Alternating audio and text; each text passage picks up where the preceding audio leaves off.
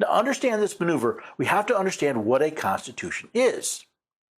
From the Supreme Court case Marbury versus Madison, we read, "Certainly all those who have framed written constitutions contemplate them as forming the fundamental and paramount law of the nation, and consequently, the theory of every such government must be that an act of the legislature repugnant to the Constitution is void." A constitution is the fundamental and paramount law, either of a nation or of a state. Now, since any changes to a state constitution must be ratified by a vote of the people of that state, we see that the people of a state are sovereign not only over their government, but their elected representatives as well. Unfortunately, the process in most of our states for amending their constitution appears to ignore the fundamental nature of their constitution and replace their republican form of government with a democracy. Now, Noah Webster in his 1828 dictionary defined a democracy as government by the people, a form of government in which the supreme power is lodged in the hands of the people collectively, or in which the people exercise the power of legislation. The issue is not where the supreme power of a state is lodged, but the method by which it is exercised.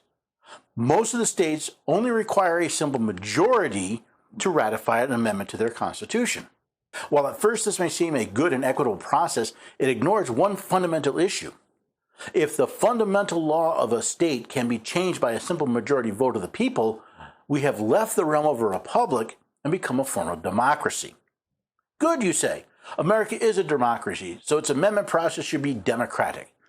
That's not what the framers of our Constitution thought, though. John Adams, in a letter to John Taylor, wrote, "Democracy, while it lasts, is more bloody than either aristocracy or monarchy. Remember, democracy never lasts long. It soon wastes, exhausts, and murders itself. There is never a democracy that did not commit suicide. This is why the United States is a republic, not a democracy. As Alexander Hamilton wrote during the Federalist Convention, we are now forming a republican government.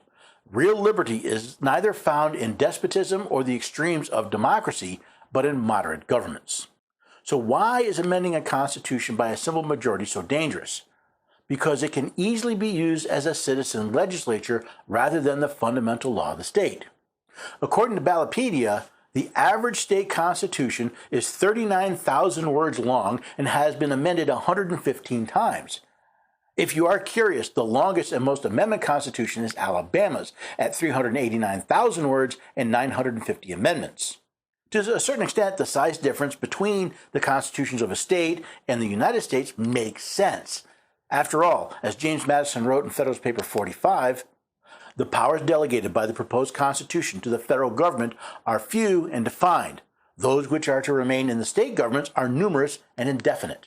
Yes, as often happens, the people of these states have abused their power to establish the fundamental laws of their state in order to become direct legislators, thereby turning their state from a republic into a form of democracy.